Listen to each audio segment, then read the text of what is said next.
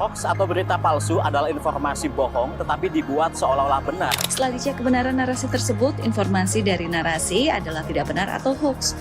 Majelis Ulama Indonesia mengeluarkan fatwa haram untuk tindakan memproduksi dan menyebarkan berita bohong atau hoax.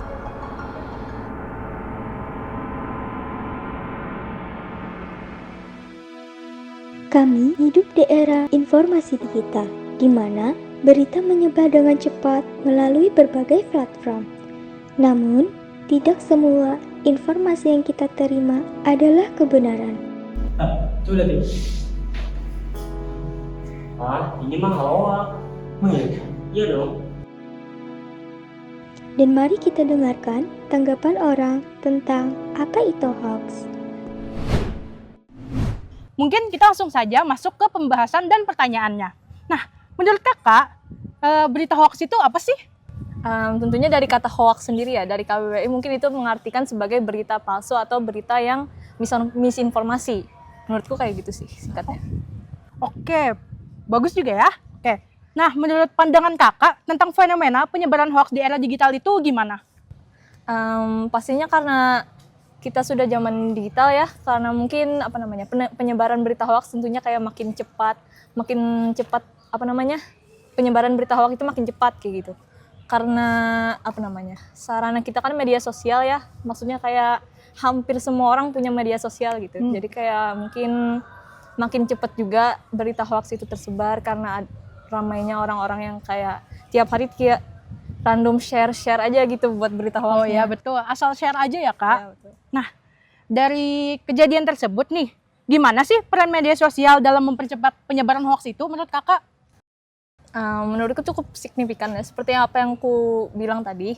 Kayak bisa juga ada beberapa statistik yang bilang kayak peningkatan berita hoax itu makin tinggi dikarenakan adanya media sosial yang sekarang. Hoax bukan hanya sekadar berita palsu di internet. Mereka memiliki dampak nyata yang bisa mengganggu kehidupan kita sehari-hari.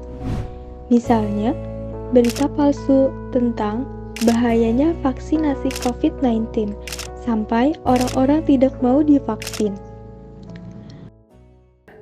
BTW aku jadi takut deh vaksin. Kenapa, Des?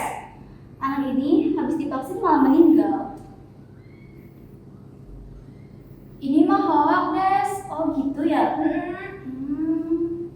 Dan mari kita berbincang tentang bagaimana mencegah terjadinya hoax.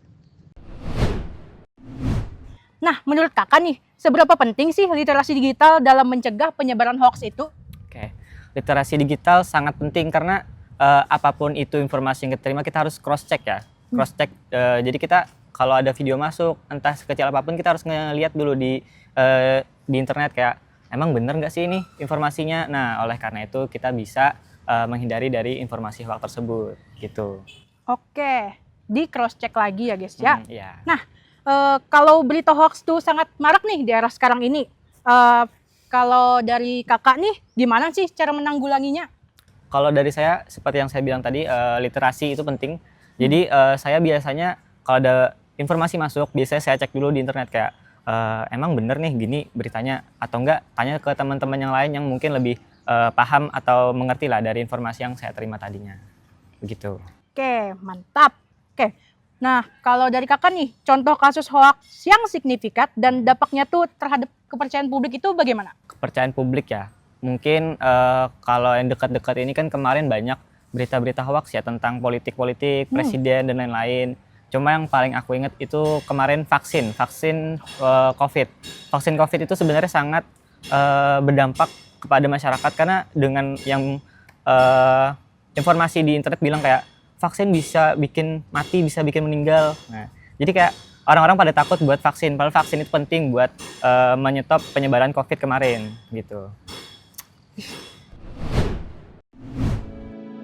Strategi membangun kembali kepercayaan publik setelah terpapar oleh hoax melibatkan komunikasi dan mencari berita aslinya, bahwasannya berita itu hoax dan yang menyebarkannya.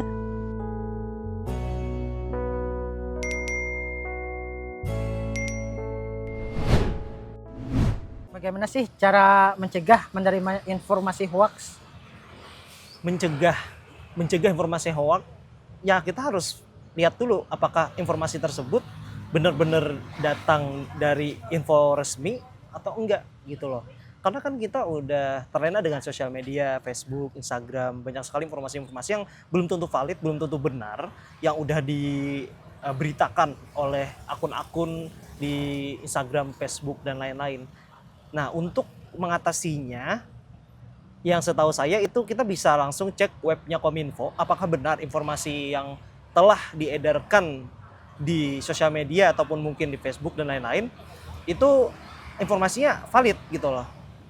Nah, jadi menurut saya seperti itu cara mencegahnya. Salah satu caranya ya kita ke web Kominfo dan cari informasi-informasi hoax yang beredar di sosial media atau di internet. Begitu. Oke, terima kasih. Sangat bagus ya jawabannya.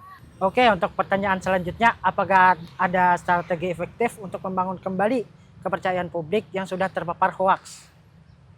Mengembalikan kembali kepercayaan publik yang udah terpapar hoax, menurut saya sendiri, itu 50-50 ya, 50-50.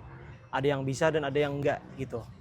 Yang udah enggak itu biasanya udah bener-bener kayak sorry to say, kayak mungkin bapak-bapak yang kalian tahu gak sih kayak mungkin di grup keluarga kalian pasti ada gitu loh, orang tua atau mungkin bapak siapa, ibu siapa yang ngirim informasi yang diteruskan WA gitu.